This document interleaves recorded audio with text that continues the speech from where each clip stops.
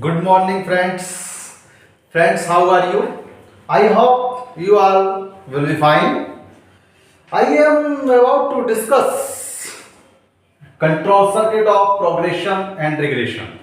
साथियों, आज इस वीडियो के माध्यम से हम डिस्कस इस बात का करेंगे कि GR0 कितने तरीके से आता है, या जब हम MP से नॉच लेते हैं तो किस प्रकार V1 एनर्जाइज होकर B1 की कॉइल एनर्जाइज होकर नॉच आती है और B2 की कॉइल एनर्जाइज होकर जो है नॉच जीरो मतलब GR0 आता है, ठीक है, या घटता है।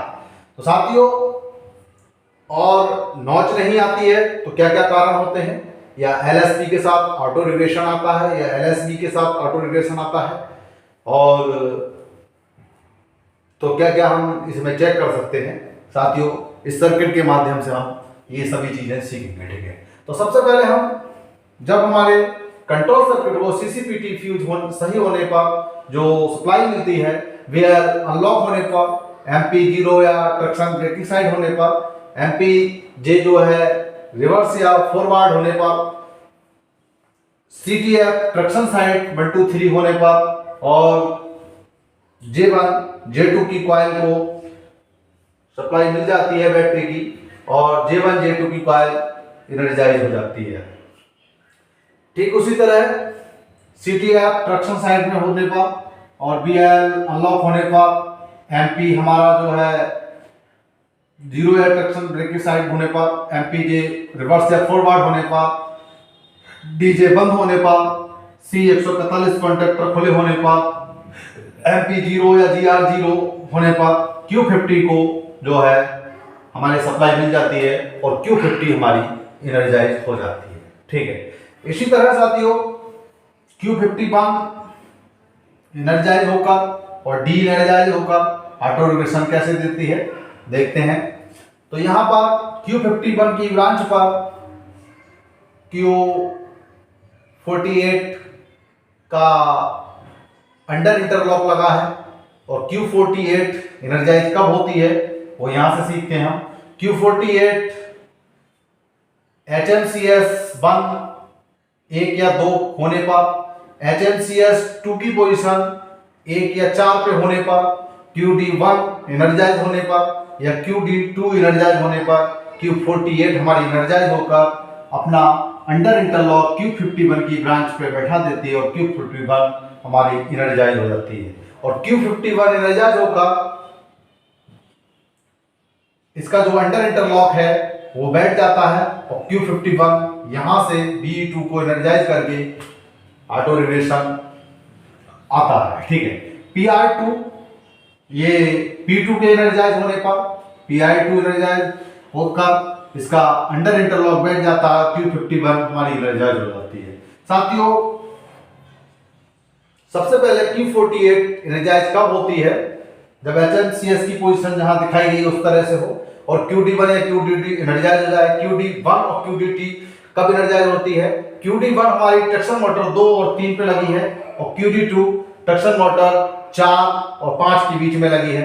जब इन ट्रैक्शन मोटरों के बीच में 2 या 3 के बीच में, या 4 और 5 के बीच में करंट डिफरेंस हमारा जो है 160 एम्पीयर हो जाता है, तो QD1 2 और 3 के बीच में हो जाए तो QD1 एनर्जाइज हो जाती है, और 4 और 5 के बीच में 160 एम्पीयर करंट डिफरेंस हो जाए तो QD2 एनर्जाइज होकर Q48 को एनर्जाइज कर देती है, और Q48 एनर्जाइज होकर हमारे अंडर इंटरलॉक Q48 का Q51 की ब्रांच पर बैठ जाता है, और Q51 हमारी एनर्जाइज होकर जो है ऑटो रिग्रेशन यानी BU2 को एनर्जाइज कर देती है, ठीक है।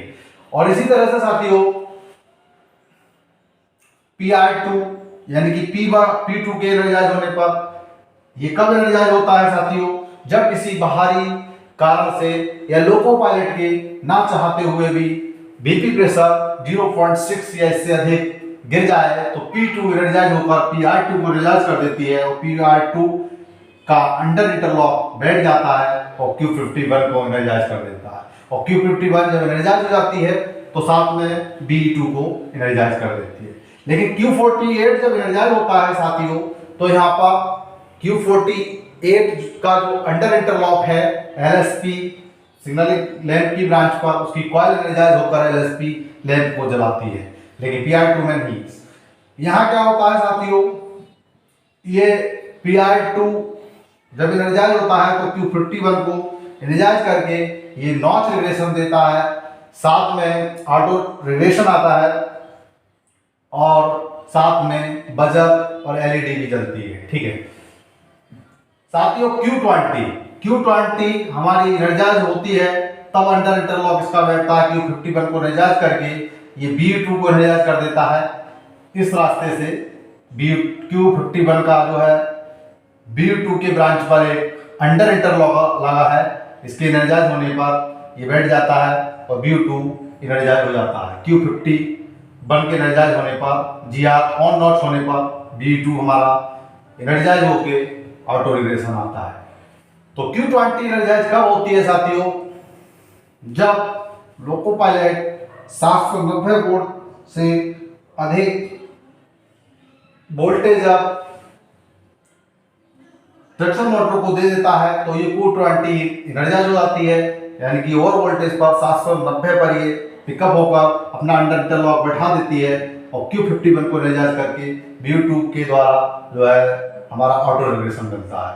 और ये जब तक मिलता रहेगा जब तक वह 700 वोल्ट ना हो जाए। Q20 700 वोल्ट पर डी एनर्जाइज होकर अपने अंडर इंटरलॉक को हटा देती है और Q51 को डी एनर्जाइज कर देती है। इसी तरह से साथियों QRS के डी एनर्जाइज होने पर Q51 हमारी एनर्जाइज हो जाएगी क्योंकि इसका अपर इंटरलॉक लगा है। और QRS कब डी एनर्जाइज होती है, जब RGB में उसके कटआउट को खुले होने पर 2.8 kg से BP का प्रेशर अधिक गिरने पर QRS हमारी डी एनर्जाइज हो जाएगी और डी एनर्जाइज होकर इसका अपर इंटरलॉक बैठ जाएगा और Q51 को डी एनर्जाइज करके B2 के डी एनर्जाइज होने पर GR ऑन नॉट होने पर ऑटो रेगुलेशन प्राप्त होगा साथियों। इस तरह से हमारे ये ऑटो रेगुलेशन है इसके Q51 के द्वारा। साथियों Q48 जैसा कि हमने यहाँ बता दिया, थोड़ा सा और बता देते हैं। जब Q48 हमारी कब एनर्जाइज होती है, HMCS की पोजीशन अगर 1 और 2 पर है, अदरवाइज इसके अलावा 3 और 4 पे होगी तो साथियों Q48 इस रास्ते से एनर्जाइज ना होगा, इस रास्ते से एनर्जाइज हो जाएगी। ठीक है, लेकिन HMCS2 अगर 1-4 पर है तो ये रास्ता बना रहेगा। अगर ये भी किसी और पोजीशन पर है, यानी HMCS1 3 पर हो या HMCS2 हमारा 3 पर हो, तो साथियों ये Q48 एनर्जाइज नहीं हो सकती। और एनर्जाइज ना होने के कारण ये डी एनर्जाइज बनी रहेगी और ना हमारा LSP लैंप जलेगा, ना Q51 के डी एनर्जाइज होने पर Q2 एनर्जाइज नहीं होगा और नॉच रिवर्स नहीं होगी। ठीक है, तो इस तरह से HMCS2 ट्रैक्शन मोटर 4-5-6 में 4-5-6 के लिए जो कि 1-4 पर होने पर ये Q48 एनर्जाइज QD2 के द्वारा एनर्जाइज हो जाएगी। साथियों अगर दोनों ये HMCS1 और HMCS2 जो है 3rd पर है तो हमारी Q48 एनर्जाइज नहीं हो सकती। या ये 4 पर है और ये हमारा जो है 5 पर है तो भी ये हमारे Q48 एनर्जाइज नहीं हो सकती। ठीक है साथियों, तो इस तरह से Q51 Q48 एनर्जाइज होके क्या क्या करती हैं और अब देखते हैं साथियों डी एनर्जाइज होके क्या क्या करती हैं। जैसे QBCD, जब BCD ऑपरेट हो जाती है तो QBCD रिले जो है एनर्जाइज हो जाती है और इसका अंडर इंटरलॉक बैठ जाता है और इस रास्ते से ये B2 को एनर्जाइज करके अगर GR ऑन नॉच है तो ऑटो रेगुलेशन हो जाता है। ठीक है, तो इसी तरह से साथियों B2 नॉर्मली कब एनर्जाइज होता है, VE1 नॉर्मली कब एनर्जाइज होता है और डी एनर्जाइज होता है, ये हम यहाँ पर इस सर्किट के माध्यम से डिस्कस करेंगे। जब BF हमारा अनलॉक्स हो, MP हमारा 0 या माइनस पर हो तो ये बैठा रहेगा। Q52 हमारी डी एनर्जाइज रहे तो ये बैठा रहेगा। Q51 हमारी डी एनर्जाइज हो तो ये बैठा रहेगा, Q50 एनर्जाइज हो तो ये बैठा रहेगा, GR हमारा ऑन नॉच हो तो BE2 हमारा एनर्जाइज होके जो है, यदि MP हमारा 0 है तो GR 1 नॉच तक ये यहाँ बंद रहेगा और 1 नॉच के बाद GR हमारा 0 हो जाएगा अगर MP 0 है तो। इस तरह से यदि साथियों MP हमारा माइनस पर है तो 1 नॉच हमारी रिग्रेस होगी। अगर हम MP को माइनस पर ही रोक के रखें साथियों तो हमारी एक ही नॉच रिग्रेस क्यों होती है, ये हम साथियों यहाँ Q52 से सीखेंगे कि Q52 के एनर्जाइज होने पर MP2 प्लस पर होने पर, Q52 एनर्जाइज डी एनर्जाइज होने पर और Q51 डी एनर्जाइज होने पर, Q50 एनर्जाइज होने पर ये सारे अपर इंटरलॉक अंडर इंटरलॉक बैठे रहेंगे। GR अगर हमारा 0 से 31 नॉच पर है तो ये भी बैठा रहेगा और B1 को एनर्जाइज कर देगा। साथियों B1 जो है प्रोग्रेस यानी कि इससे नॉच आती है, MP को जैसे ही हम प्लस पे करेंगे B एनर्जाइज होके एक नॉच आ जाएगी। लेकिन हम MP को प्लस पर ही बनाए रखें तो दूसरी नॉच नहीं आ सकती। जब तक हम उसको N से फिर प्लस पे नहीं लाएंगे तब तक हमारा जो है एक ही नॉच रहेगी। वो क्यों रहेगी साथियों, वो Q50 के द्वारा हम यहाँ पर डिस्कस करेंगे। अब आते हैं साथियों Q52 पर। Q52 हमारी कब एनर्जाइज होती है और कब डी एनर्जाइज होती है देखते हैं साथियों। जब MP हमारा प्लस पर या माइनस पर होता है तो ये बैठा रहता है। Q46 अगर हमारी डी एनर्जाइज है तो ये भी बैठा रहेगा, लेकिन 52 हमारी एनर्जाइज ना होने के कारण यहां से रास्ता नहीं मिलेगा GR हाफ नॉच पर। जब GR हमारा हाफ नॉच पे होता है साथियों तब ये इसका अंडर इंटरलॉक बैठता है और Q52 को एनर्जाइज करता है। अब देखते हैं साथियों, जब हम N से MP को चाहे प्लस पे ले जाएं चाहे माइनस पे ले जाएं तो यहां से ये बैठा रहेगा और जैसे ही हम हाफ नॉच पे पहुंचते हैं ऐसे ये बैठकर Q52 को एनर्जाइज कर देता है और Q52 को जब MP को हम प्लस पे रखेंगे, माना प्लस पे रखने के बाद दूसरी नॉच लेने के लिए हम उसको N से फिर प्लस पे करेंगे और प्लस पर रोकने पर भी जो है हमारी दूसरी नॉच अदर नॉच नहीं आ सकती जब तक MP को हम N से प्लस से N नहीं करेंगे। वो यही कारण है क्योंकि हाफ नॉच पर Q52 एनर्जाइज होकर ये अपना रास्ता यहाँ से अपर इंटरलॉक हटा देता है और B1 को डी एनर्जाइज बनाए रखता है जब तक हम MP को दोबारा N मतलब प्लस से N पर नहीं लाएंगे। और जैसे ही प्लस से N पर लाएंगे ये हाफ नॉच पे फिर एनर्जाइज होगा, ये बन जाएगा और इसको एनर्जाइज कर देगा। ठीक है, फिर दोबारा से N से प्लस पे लाएंगे तो हाफ नॉच पर ये फिर दोबारा एनर्जाइज डी एनर्जाइज होकर ये इसको बैठा देगा और एक नॉच फिर आ जाएगी। यानी कि N से प्लस पर करने पर एक एक नॉच ही आएगी।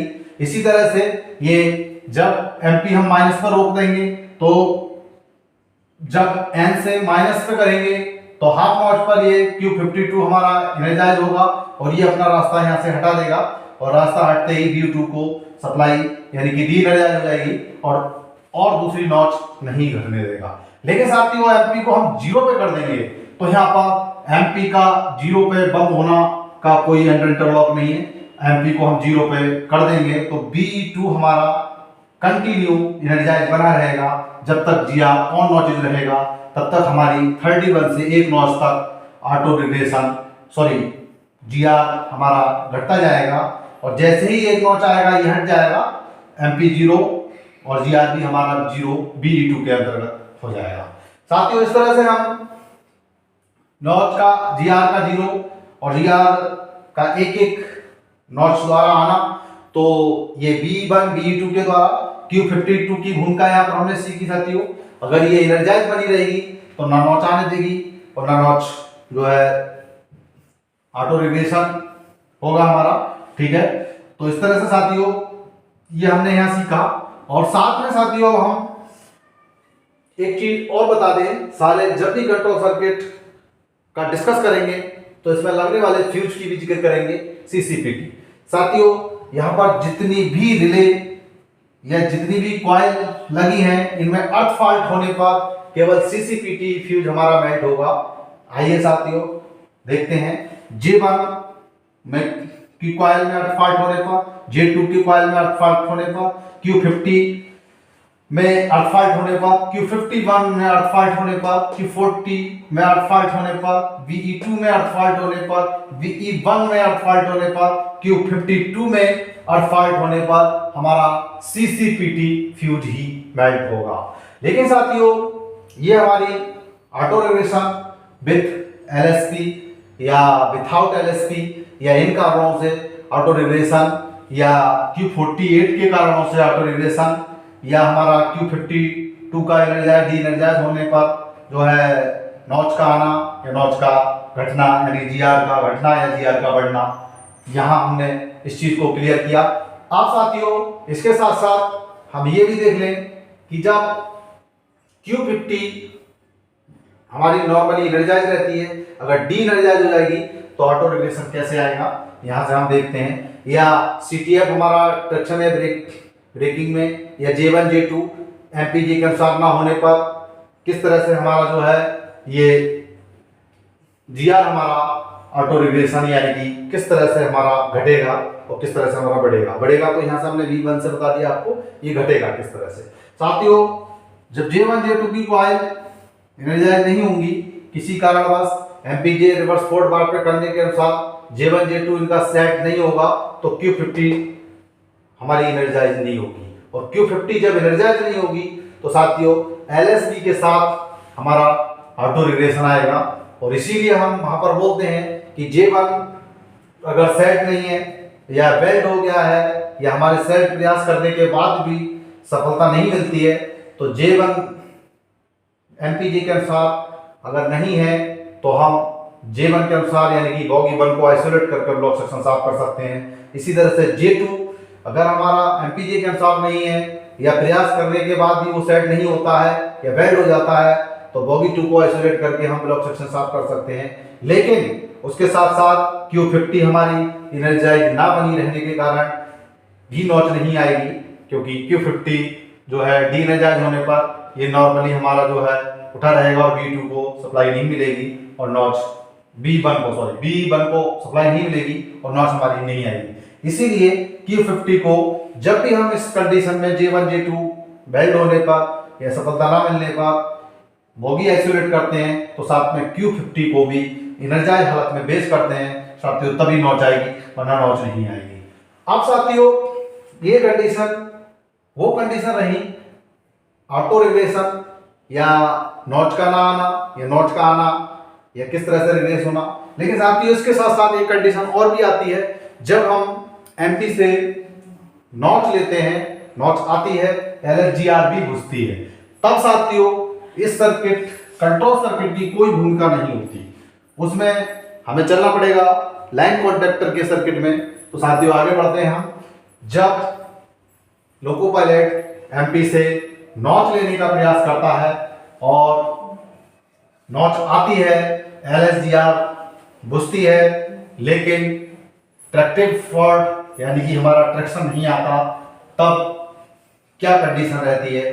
तो इसमें इसकी कोई भूमिका इस सर्किट की हमारे लिए कोई भूमिका नहीं है, क्योंकि इस सर्किट में हमारे कोई प्रॉब्लम नहीं है, यानी कि हमारा GR MP के अनुसार GR में हमारे GR की नॉच आ रही है, यानी कि इस सर्किट में कोई दिक्कत नहीं है। LSGR भी गुजर रहा है, MP के अनुसार GR भी हमारा जो है ऑन नॉचेज हो रहा है। तो साथियों ऐसी कंडीशन में हम